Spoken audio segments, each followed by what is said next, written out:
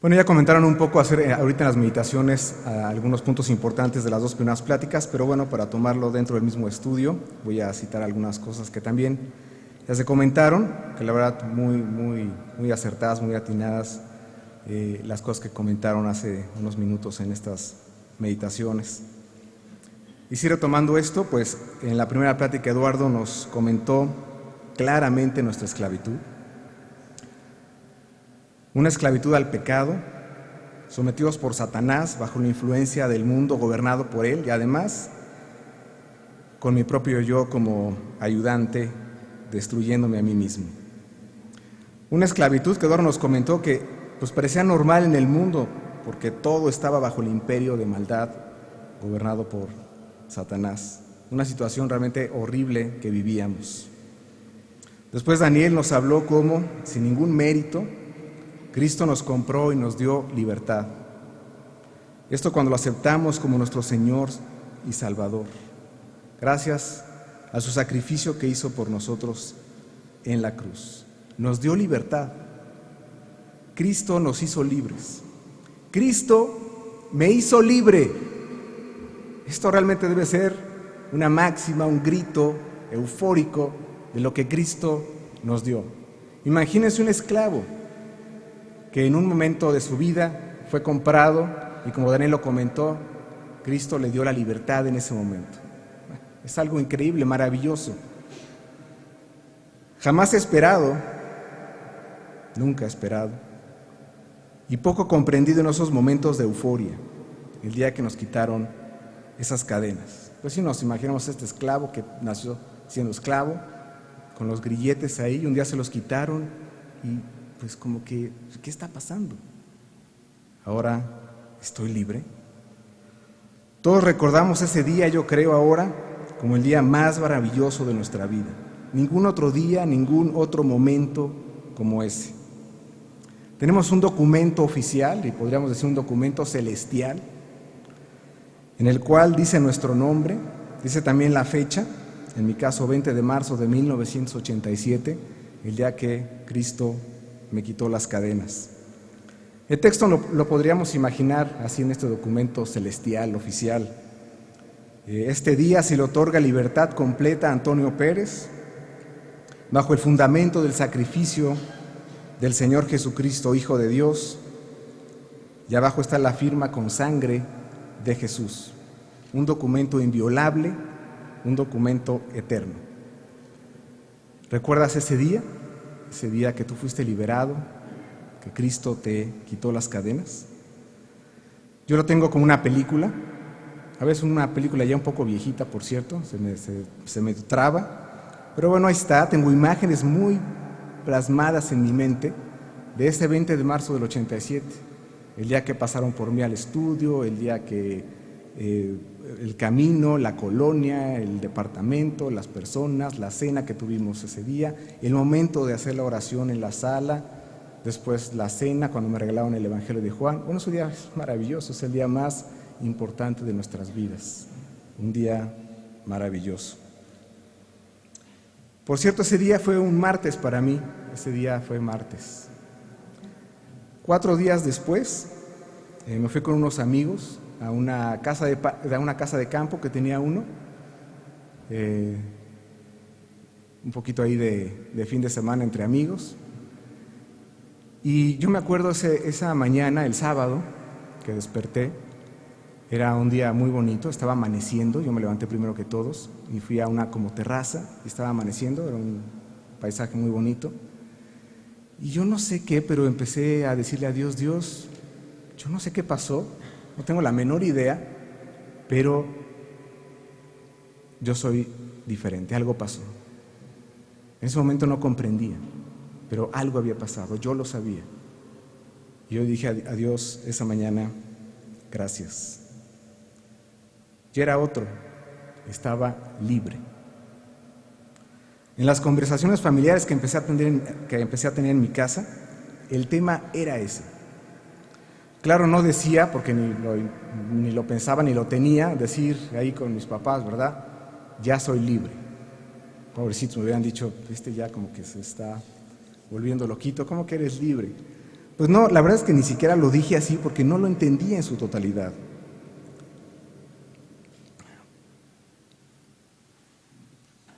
Quizá como los judíos, como comentó Eduardo, ¿no? Ese versículo que también citó y en Juan 8, 31 y 33, vamos a volverlo a ver rápidamente.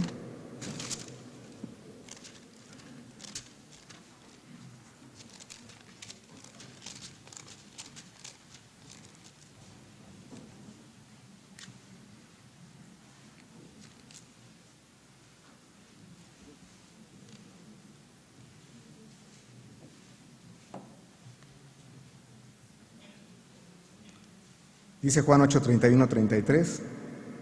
Dijo entonces Jesús a los judíos que habían creído en él: si vosotros permaneciereis en mi palabra, seréis verdaderamente mis discípulos, y conoceréis la verdad, y la verdad os hará libres.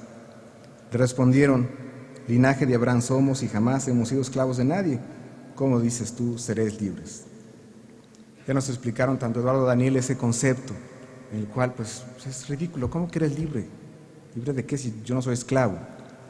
Bueno, la euforia de la libertad en mí vino con otras palabras. Esas palabras fueron: ven al estudio, te invito, estoy leyendo la Biblia, tengo paz, algo pasó. Eso fue la euforia de la libertad que se mostró de esa forma. Me acuerdo que un familiar mío me dijo, porque yo estaba diciendo que la Biblia había sido un descubrimiento increíble, yo estaba empezando a leerla, y me vio con la Biblia, y claro, a todo el mundo como que no le simpatiza mucho que estés ahí con una Biblia, y me dice: oye, pues lee otras cosas, te ves muy enfocado ahí en la palabra, muy enfrascado en ello, ¿por qué no lees a Buda, por ejemplo? Y yo: Buda, ¿para qué? O sea, no tiene ningún sentido, soy libre, ¿no comprendes, no ves lo que está pasando en mí? No hay nada que se pudiera comparar a esto, estoy libre. Con la libertad vino el pasar tiempo con Dios. No tener que pasar tiempo con Dios, sino querer pasar tiempo con Dios, que es muy diferente. Quizá tener tiempo con Dios porque nos lo habían dicho, o tener que pasar tiempo con Dios porque estás pasando por una dificultad. Y entonces como vivíamos antes, en ese Dios de las emergencias, pues íbamos a Dios, pero solamente en esas ocasiones. Pero ahora algo había pasado. En esta libertad yo quería estar con Él, pasar tiempo con Él. ¿Cómo? Pues leyendo la Biblia, orando. La oración fue un descubrimiento también increíble para cada uno de nosotros, yo creo. Hablar desde lo más profundo de nuestro corazón. Yendo a los estudios de la Biblia, a discipulados, que también fue algo maravilloso para mí. El pasar tiempo, en fin, con Él. El estar involucrado en sus cosas vino a ser una prioridad en mi vida. Y estoy seguro que en la tuya también. Con la libertad, por supuesto, vino un cambio de vida. Un cambio de vida real. Había en mi interior algo que me hacía hacer cosas que antes no hacía. Y también dejar de hacer cosas que antes hacía. ¿Qué estaba pasando? Al principio no sabía de dónde provenía esto. Más adelante lo supe. En nuestro interior hay un poder que hace este cambio. Vamos a leer Hechos 1:8.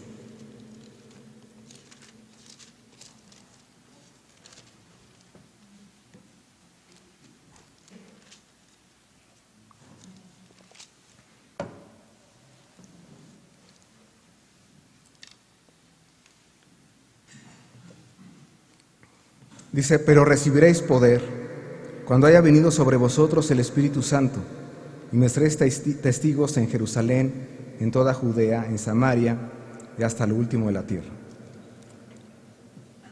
Ahora nosotros, el cristiano, tiene un poder, el poder del Espíritu Santo que mora en nosotros. Y es algo que tú empiezas a notar, y es algo que todas las demás personas también empiezan a notar. Fíjate, inmediatamente después de esto, pocos días después, cuando los apóstoles recibieron esta presencia del Espíritu Santo, vamos a leer Hechos 2, 5 y 7.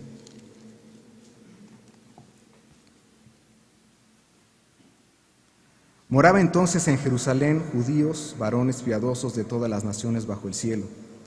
Y hecho este estruendo, se juntó la multitud y estaban confusos, porque cada uno les oía hablar en sus propias lenguas. y estaban atónitos y maravillados diciendo: mirad, ¿no son galileos todos estos que hablan? ¿Qué les pasó? Pero si son de Galilea, de lo peor ahí, del pueblo de Israel, algo está pasando. Y fíjate más adelante también en Hechos 4:13.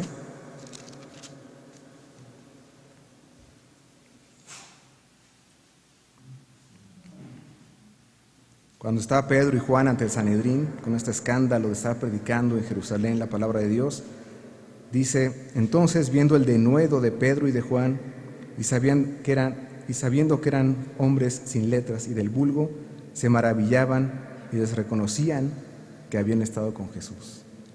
Algo está pasando con estas personas, hay un cambio. Les reconocían que habían estado con Jesús, algo pasó. Bueno, te comparto dos cosas solamente de lo que pasaron en mis primeras semanas de libertad.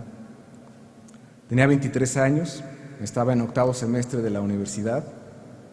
Y bueno, como cualquier persona de esa edad, escuchaba música, tenía mi colección de discos, que platicando con otras personas estábamos pensando si eran discos LP o CDs. Pues creo que era la transición justa, porque sí tenía una colección de discos, de esos grandotes que ya sus hijos y mis hijos no reconocen, bueno, esos, muy viejitos. Tenía mi colección de discos, tenía grupos que me gustaban muchísimo.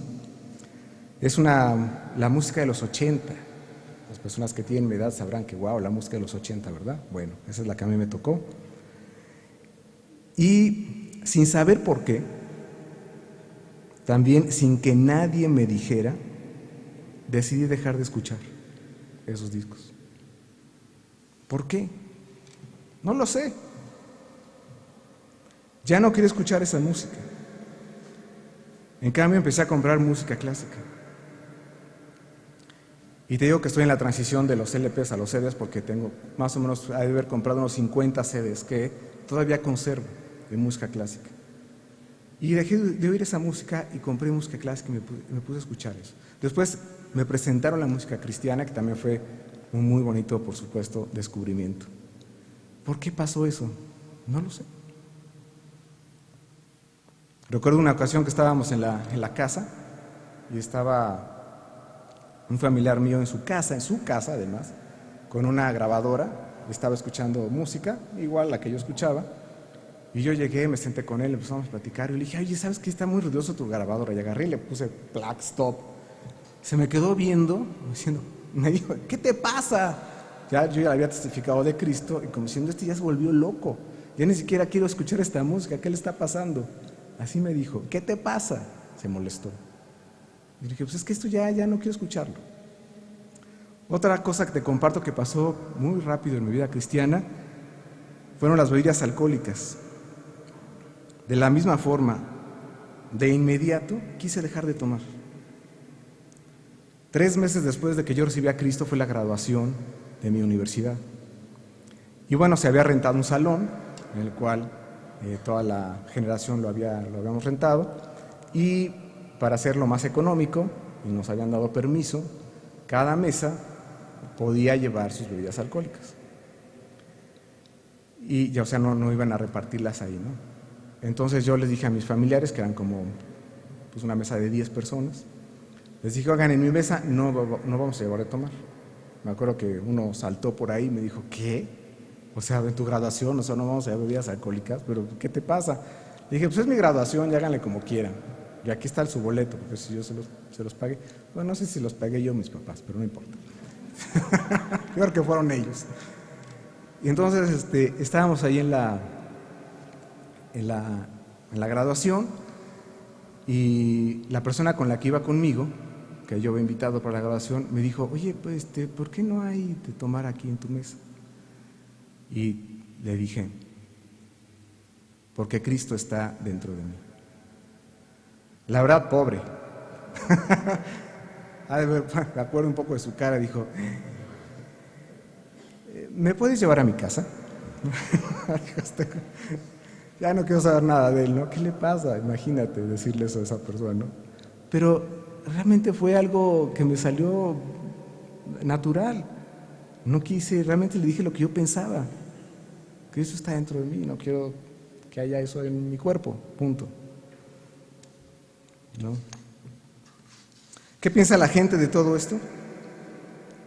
Te lo prohíben, ¿verdad? Ya no puedes escuchar música, no puedes ver la televisión, ya no puedes tomar, puras prohibiciones. Ese es el cristianismo. Ahí nada más prohíben, vas a ir y te van a decir que dejes de hacer muchísimas cosas. ¿Y nosotros qué? No, nadie me prohibió nada, yo lo quise dejar, nadie me dijo, yo lo quise dejar. ¿Por qué? No lo sé, lo hice, así de sencillo.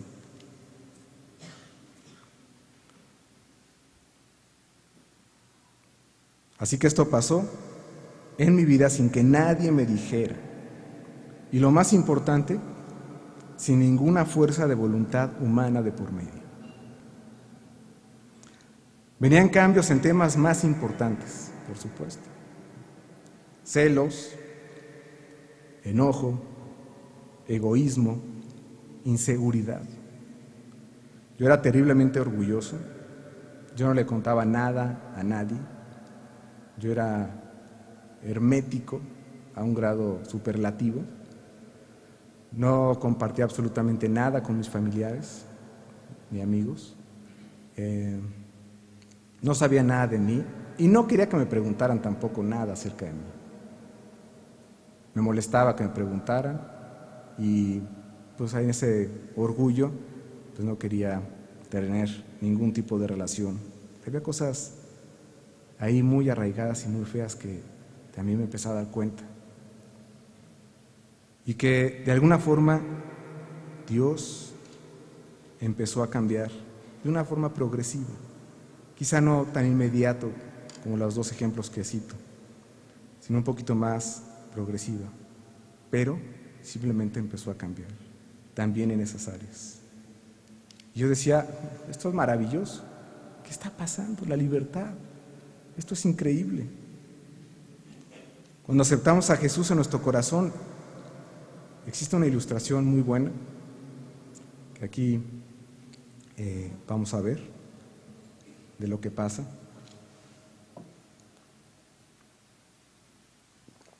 Este somos nosotros, es nuestra carne, y allá adentro está nuestro corazón. El corazón es el centro de nuestra voluntad, nuestras decisiones, y ahí es una ilustración muy buena que alguien hizo, que ahí está un trono, lo representamos con una silla, y en ese trono pues está nuestro yo reinando, claro, pensando que reinamos, estábamos esclavos. Y ahí estaba el total control de nuestra vida y nosotros decidíamos qué hacer, o pensábamos que nosotros decidíamos qué hacer, viviendo simplemente para nosotros. Nuestro peor enemigo estaba ahí, en ese trono. Y afuera, muy alejado, ojalá tuviéramos una pantalla más grande para poder alejarlo más, está esta cruz que representa a Cristo. Totalmente alejado de nuestras vidas, sin ninguna relación en absoluto con nosotros. Cuando aceptamos a Cristo en nuestro corazón, lo que hacemos es que Él reine completamente en nuestro corazón, en nuestra vida. Él ahora va a tomar las decisiones y las empieza a tomar y empieza entonces esa transformación en nuestra vida. Y nuestro yo, pues Él es desplazado de ese trono, pero si te das cuenta sigue ahí, está en nuestro cuerpo. Es que no se puede ir a ningún otro lado, ahí permanece.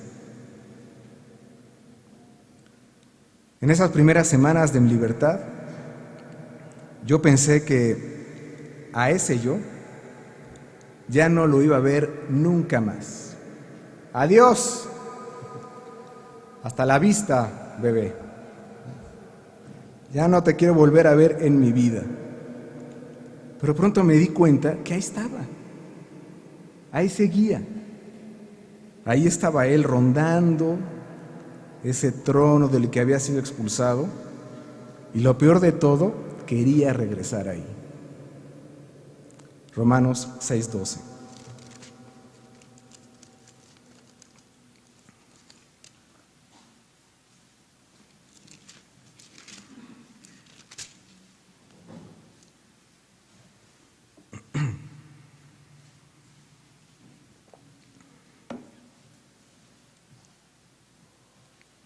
No reine pues el pecado en vuestro cuerpo mortal, de modo que lo obedezcáis en sus concupiscencias. Claramente vemos cómo Pablo se refiere también a esta ilustración que dice, no reine tu yo otra vez. Eso significa que sí, ahí está Él, no se va a ir. Y entonces viene una gran pregunta para nosotros. ¿Cómo? ¿Vamos a vivir juntos?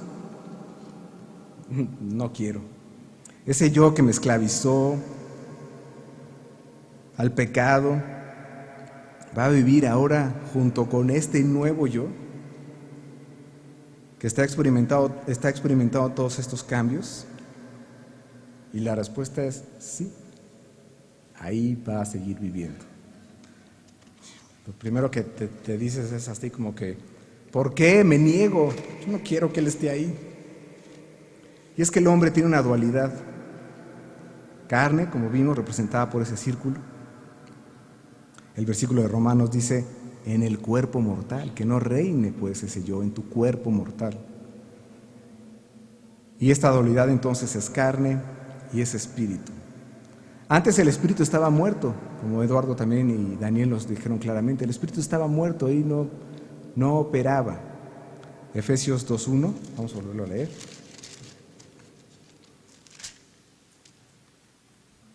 Dice, y Él os dio vida a vosotros cuando estabais muertos en vuestros delitos y pecados. El espíritu estaba muerto. La carne era la única que vivía y lo hacía como Eduardo lo describió. Cuando aceptamos a Jesús, nos dio entonces vida espiritual y esta dualidad se encontró. Ahora están juntas y ahora hay conflicto entre las dos. Con la libertad vino también el verme frente al espejo, ver esa carne en toda su magnitud.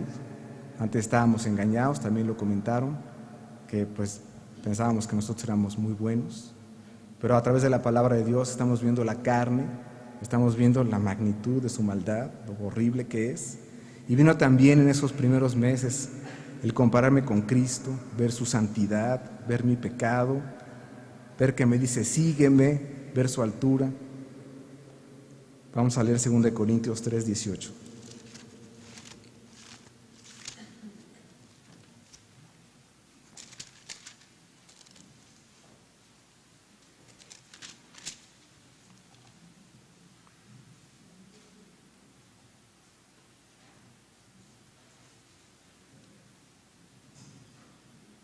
Dice, por tanto, nosotros todos, mirando a cara descubierta como en un espejo la gloria del Señor, somos transformados de gloria en gloria en la misma imagen como por el Espíritu del Señor.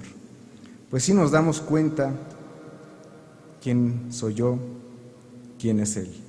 Comprendemos ahora que entonces existe este conflicto, una guerra, un conflicto que llamamos entre la nueva naturaleza y la antigua naturaleza. Vamos al pasaje que realmente vamos a ver esta noche, que es Romanos 7, del 15 al 24.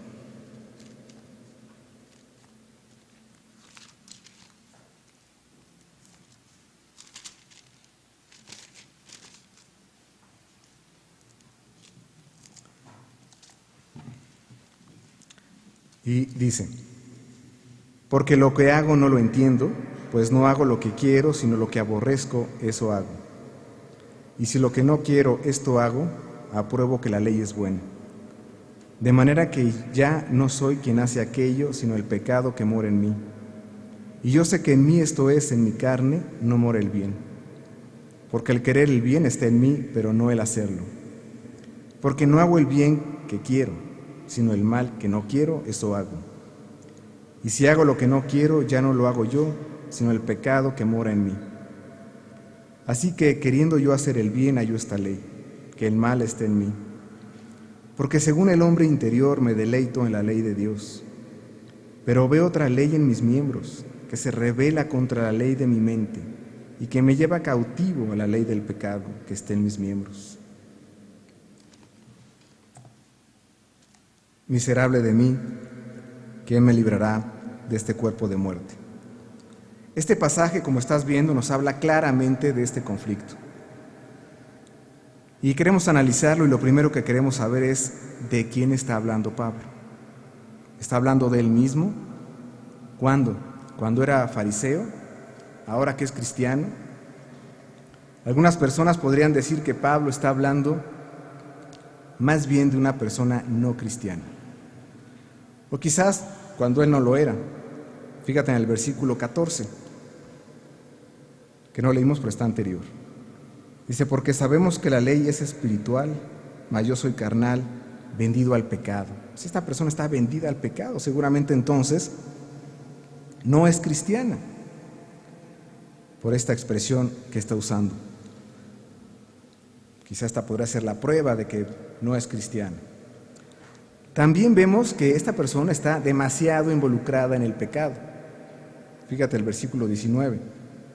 Porque no hago el bien que no quiero, sino el mal que no quiero, eso hago. Y otros versículos más que dices, pues esta persona está muy metida en el pecado. Pero, en otro sentido, vemos que también tiene el deseo de hacer lo que Dios dice. El versículo 22. Porque según el hombre interior me deleito en la ley de Dios. Dice que se deleita en la ley de Dios. Y como tú sabes, pues solo los cristianos podemos deleitarnos en la ley de Dios, en ese deleite, en esas, como lo comenté al principio, en ese empezar a leer la Biblia, orar, asistir a los estudios, discipularte, etc. Eso es un deleite, ya no era tener que estar con Dios, sino era el querer estar con Él. Es un deleite, no una imposición. Salmos 119, 103.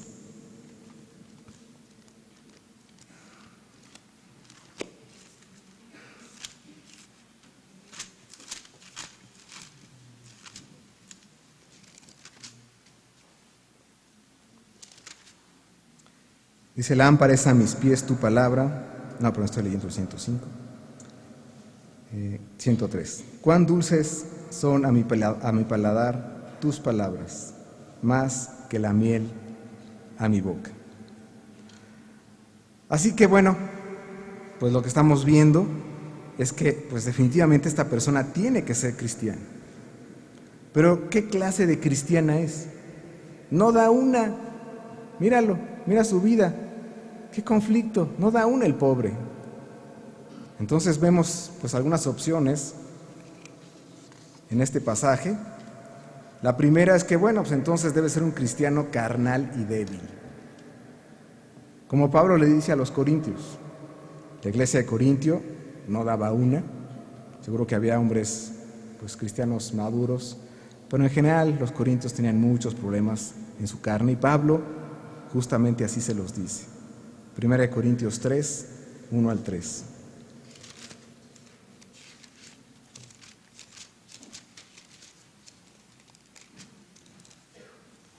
De manera que yo, hermanos, no pude hablaros como a espirituales, sino como a carnales, como a niños en Cristo. Os di a beber leche y no vianda, porque aún no erais capaces, ni sois capaces todavía, porque aún sois carnales. Pues habiendo entre vosotros celos, contiendas y disensiones, ¿no sois carnales y andáis como hombres? Bueno, entonces, pues Pablo, podemos decir que entonces este pasaje pues habla de ese cristiano débil como los corintios, en el cual vemos como Pablo pasó, pues, son de las cartas más extensas, porque tenía tantos problemas que Pablo pacientemente, y el amor de Dios está ahí explicándoles a detalle cada cosa en las cuales están mal, básicamente en todos sus líos con la carne. Mira el versículo 18 ahí de Romanos 7. Yo sé que esto en mi carne, no mora el bien, porque el querer el bien está en mí, pero no el hacerlo. Hace este pasaje referencia a su carnalidad. ¿Se referirá a la misma carnalidad de los corintios? No, no se está refiriendo a esa misma carnalidad, sino a su carne, a ese círculo, a esto que está aquí con nosotros físicamente, se está refiriendo a esa carne, es decir, su condición humana. Está haciendo entonces referencia a su antigua naturaleza. Así que bueno, no creo que esta persona sea un cristiano carnal y débil. Otra opción es que pues es un cristiano legalista, enfilado hacia la religión. Mira cómo habla. Quiere agradar a Dios en sus fuerzas, como cuando vivíamos en esclavitud, cuando nos decían que a través de nuestro esfuerzo podríamos ganar nuestras batallas internas. Y no solo eso, sino que hasta nuestra salvación podríamos ganar.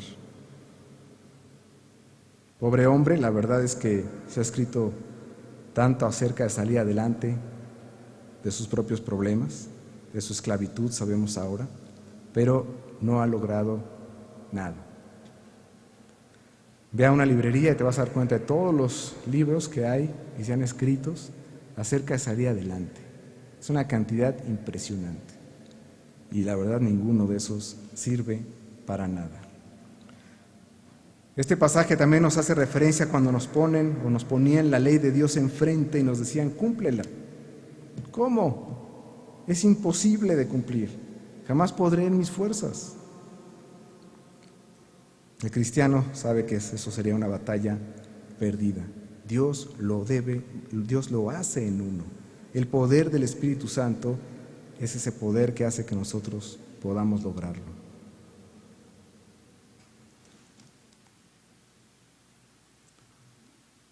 Podríamos citar aquí nuevamente el versículo 22, porque según el hombre interior me deleito en la ley de Dios. Así que bueno, pues no creo que esta persona sea un cristiano legalista. Hay otra opción, un cristiano luchando contra un pecado conocido o arraigado. Si este pobre trae un bronconón, no sabe cómo salir de él, y pues está muy arraigado, un pecado ahí que él trae conocido, pero no sale.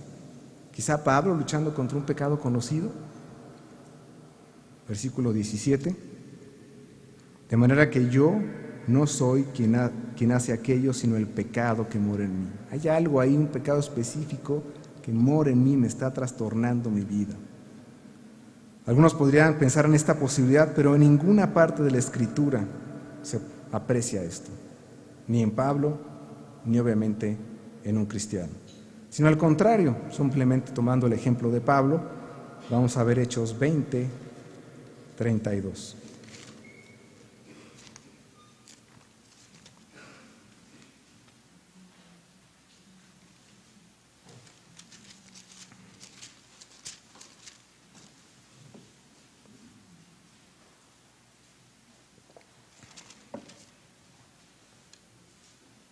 (32 al 34).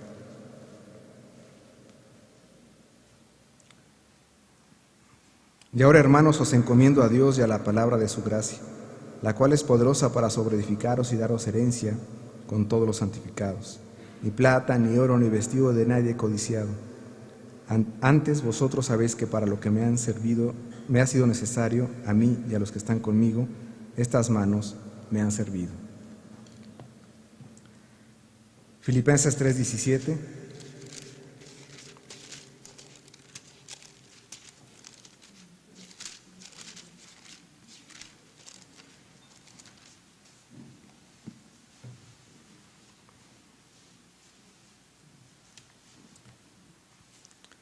Hermanos, sed imitadores de mí y mirad a los que así se conducen según el ejemplo que tenéis en nosotros. No solamente lo dice aquí, sino lo dice en varias ocasiones más. Por lo menos hay 3 citas en la Biblia en la cual Pablo dice, imítenme a mí. Bueno, es algo demasiado atrevido lo que Pablo está diciendo.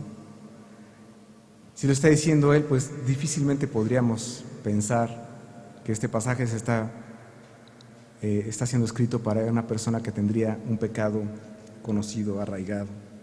Así que no, tampoco creo que sea el problema de esta persona en este pasaje de Romanos 7. Este pasaje, más que otra cosa, nos está describiendo a un cristiano maduro. Y por maduro nos referimos a un cristiano con crecimiento espiritual. Lo contrario a un cristiano carnal, que es lo que hemos estado diciendo. Este es un cristiano realmente espiritual. Pero regresemos al punto donde empezamos. ¿No te parece demasiada lucha para un cristiano espiritual y maduro?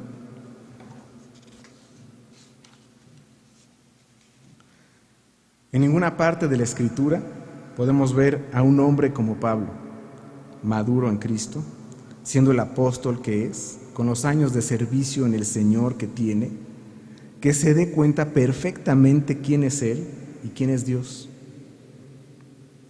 Está más que convencido que este conflicto está presente todo el tiempo. Pablo vio con gran claridad esta lucha. Primera de Timoteo 1:5.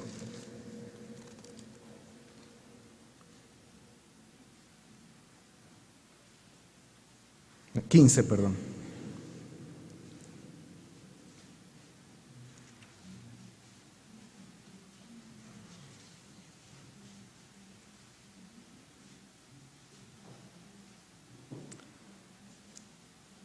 Palabra fiel y digna de ser recibida por todos, que Cristo Jesús vino al mundo para salvar a los pecadores, de los cuales yo soy el primero. Es que Pablo se daba cuenta ante el espejo de la palabra de Dios lo que él era y también lo que es Dios.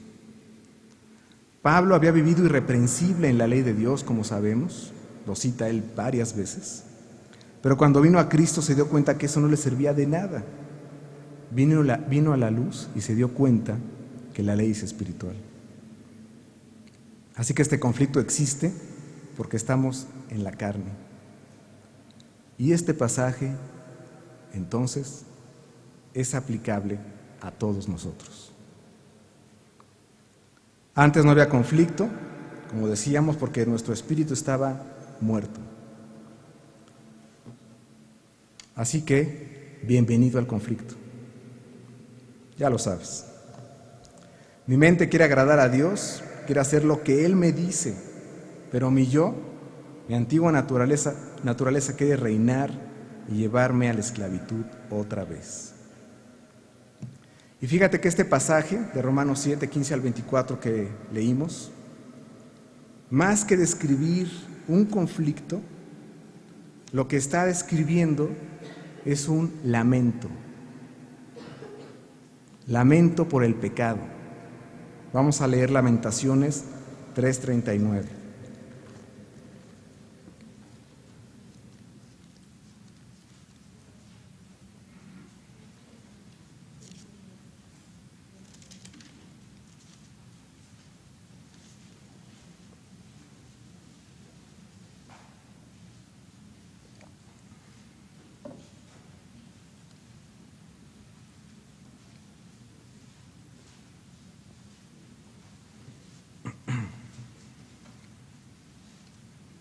Dice, ¿por qué se lamenta el hombre viviente?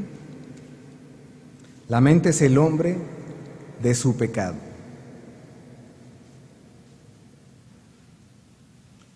Si de algo me voy a lamentar en mi vida, ha de ser de mi pecado. Sin lugar a dudas, hay momentos en nuestra vida que nos lamentamos. Enfermedad, situación financiera, dificultades, problemas, en fin. Pero de estos no debo lamentarme, porque yo sé que Dios está detrás de todos ellos para mi beneficio. Sí, no nos pasa lo que queremos, nos lamentamos, ¿por qué me pudo pasar esto a mí? Fui al único que le pasó, ¿por qué ahora me enfermé yo? Bueno, y hay muchas cosas por qué lamentarnos. Pero tú sabes como cristiano que todo eso es para nuestro beneficio. Vamos a leerlo en Romanos 8:28. Estoy seguro que también te sabes ese versículo.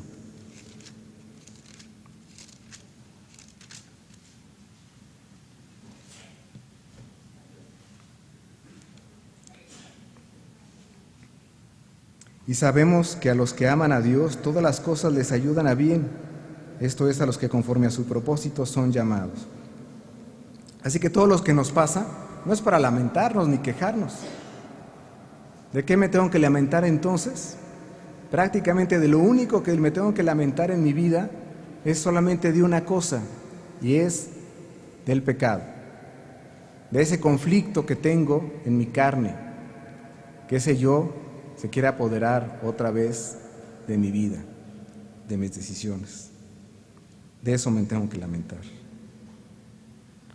de dejar que de hacer que ese yo no vuelva a reinar. Cuando el cristiano peca, hay dolor. La verdad es que es un dolor profundo, no me gusta, afecta toda mi vida. Podemos ver a un gran hombre de Dios, como David, que él se lamentaba por el pecado. Vamos a verlo en Salmos 51, del 1 al 4. Y citamos a David porque tú sabes que David, un gran hombre de Dios, incluso la Biblia dice que tenía un corazón conforme al de Dios. Pero este hombre, pues también pecaba. Pero cuando lo hacía, se dolía. Lo reconocía y se dolía grandemente. Fíjate aquí de los versículos 1 al 4. Ten piedad de mí, oh Dios, conforme a tu misericordia.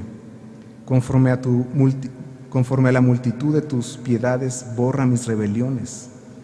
Lávame más y más de mi maldad, límpiame de mi pecado, porque yo reconozco mis rebeliones, y mi pecado está siempre delante de mí. Contra ti solo he pecado, y he hecho lo malo delante de tus ojos, para que seas reconocido justo en tu palabra, y tenido por puro en tu juicio. Y también el 10 dice: crea en mí, oh Dios, un corazón limpio, renueva un espíritu recto dentro de mí. David sabía esta condición y por eso escribe este salmo y se lamenta a Dios: otra vez pequé contra ti y me duele, no me gusta pecar contra ti. Vino ese yo otra vez y quiso hacer su voluntad y entonces pequé, me lamento, me duele. También podemos, en contraparte, vamos a ver Salmo 51, 1 al 3. Tú sabes que este Salmo 55, David lo escribió cuando estaba siendo perseguido por el rey Saúl para matarlo. Vamos a leer esto del 1 al 3. Escucha, oh Dios, mi oración y no te escondas de mi súplica. Está atento y respóndeme. Clamo en mi oración y me conmuevo a causa de la voz del enemigo, por la opresión del impío, porque sobre mí escucharon iniquidad y con furor me persiguen. Podríamos decirle que es un lamento. No, más bien es una súplica. No está diciendo: Dios, ¿por qué me está pasando lo que me está pasando? El rey Saúl quiere venir a matarme. ¿Por qué? Qué horrible, me choca que me esté pasando esto a mí. No está haciendo eso David en este Salmo 55. Él está suplicando a Dios por lo que está sufriendo. Muy diferente a lamentarse por el pecado. Lamentación, súplica.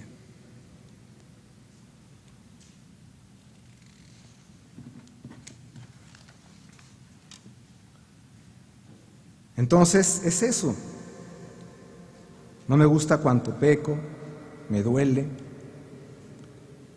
Y es ahí donde este pasaje de Romanos se vuelve muy real hasta llegar incluso a decir: miserable de mí.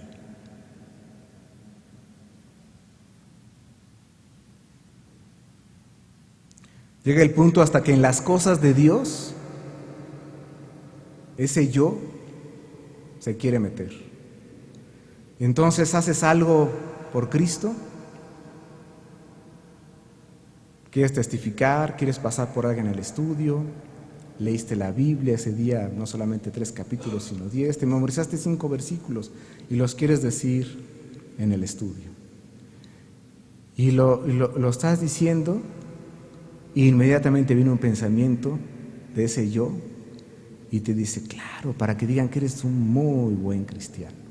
Que te pongan una medalla, muy al caso, por cierto, ahorita en estos días. Y entonces no puede ser. Se está metiendo hasta en mi vida cristiana. Estoy haciendo cosas por Dios y ahí se está metiendo también el yo. Está arruinando mi vida. Quiero desaparecerlo. ¿Qué quiere Pablo que aprendamos de este pasaje de Romanos 7? La primera, que reconozcamos nuestra debilidad. Primera de Corintios 10:12.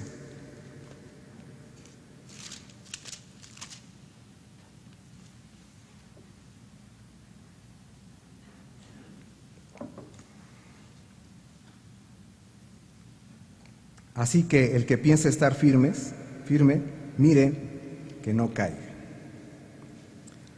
No es casualidad que este versículo esté en Corintios, como ya hemos hablado de esta iglesia, que pues la verdad eran carnales, no daban una, y no es casualidad que está este versículo aquí. Pues cuidado, Corintios, piensan que están muy bien, que están muy maduros en Cristo, haciendo muchas señales y dones, etcétera, pero la carne está ahí, pero bien metida, Aguas. Reconoce tu debilidad, cuidado. Pablo les está advirtiendo de que reconozcas esto. ¿Reconoces entonces tu debilidad al punto de apropiarte de este pasaje? ¿Ves lo vulnerable que eres? El segundo punto es que reconozcamos el poder de destrucción de mi yo. La antigua naturaleza tiene un poder descomunal de destrucción. Ya Eduardo nos habló mucho de eso. Mira cómo está el mundo, destruido totalmente. Pobre, ni siquiera piensa que esté mal, imagínate. Mira las cicatrices de esclavitud que tiene.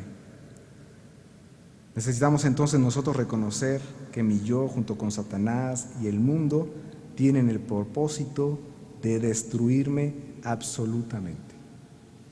Eso es su fin. Por eso le decimos siempre a las personas, a veces cuando le testificamos, ¿verdad? Les decimos, ¿tú sabes que tu peor enemigo eres tú mismo? Muchas me dicen, sí, claro. La verdad no creo que se dé cuenta en su magnitud. Yo creo que pasa mucho tiempo cuando vienes a Cristo, realmente te das cuenta de lo que está pasando, como Pablo se estaba dando cuenta. Tarda mucho en comprender que el poder de destrucción de mi yo es terrible. Tengo una frase, que no es mía, pero es de un versículo que dice que el pecado te alcanzará. Y yo lo puse en una frase mía que siempre digo, solo es cuestión de tiempo. Puedes decir, no pasa nada con esta decisión, lo tengo controlado. Solo es cuestión de tiempo para que no funcione. No va a salir, y puedes decir, va a salir como yo quiero, y en esa frase te estás condenando a ti mismo porque dices, voy a salir como yo quiero. Sí, como ese yo, va a ser como ese quiere, y te va a salir mal. Mejor que sea como Cristo quiere. Con esto vemos que hay una línea y dos extremos, derecha e izquierda. Al ver este pasaje, que no queremos que nos pase, por supuesto, es derrumbarnos y tirarnos al piso. Esto es terrible. Estoy en el hoyo, soy lo peor. Sí eres, sí somos lo peor, pero Dios no quiere que te quedes ahí. No se trata de quedarte llorando toda tu vida. Esto sería caer en autocompasión y este sería otro pecado más. Por supuesto, tienes muchas consecuencias de tu pecado.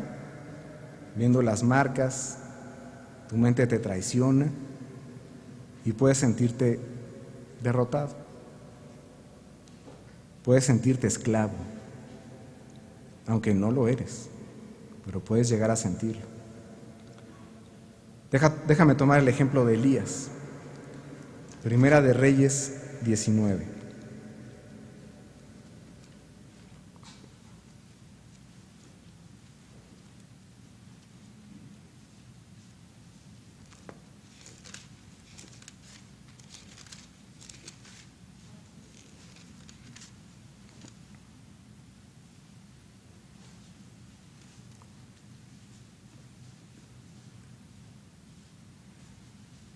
Elías era un profeta del Antiguo Testamento y de alguna forma habían pasado muchas cosas. Había dado muerte a los, bueno, no él, sino que hubo un acontecimiento en el pueblo de Israel y finalmente mataron a todos los sacerdotes paganos. Entonces la reina lo estaba persiguiendo para matarlo. Entonces Elías huye por su vida.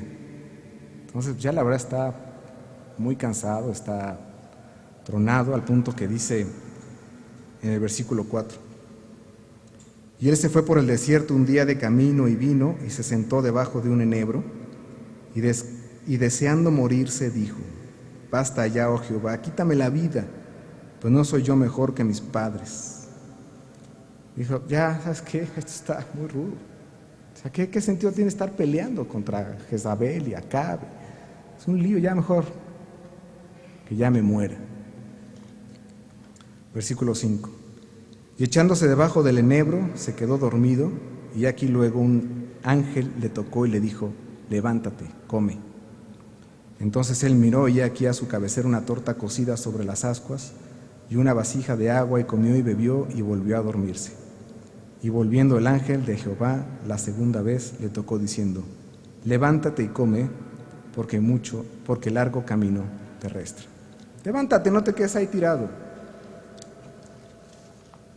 Todavía hay cosas que hacer en mi nombre. Ese es un extremo. El otro extremo es justificarte. Bueno, pues sí, soy un pecador. Ahí está la lucha. A veces me vence, pero la verdad es que tú sabes que no quiero hacerlo. Estaría siendo pasivo y viendo esto nada más como un pretexto.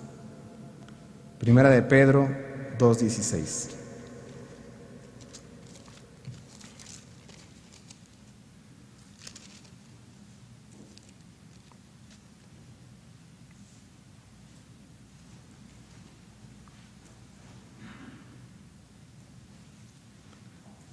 Como libres, pero no como los que tienen la libertad como pretexto para hacer lo malo, sino como siervos de Dios.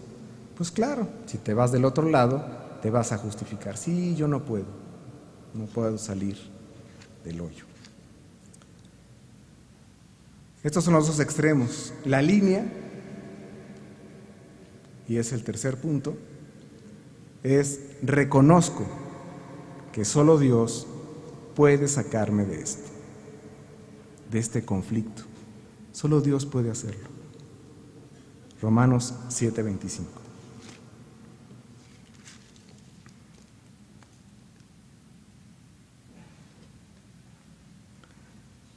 Gracias doy a Jesucristo, Señor nuestro. Así que yo mismo con la mente sirvo la ley de Dios, mas con la carne la ley del pecado.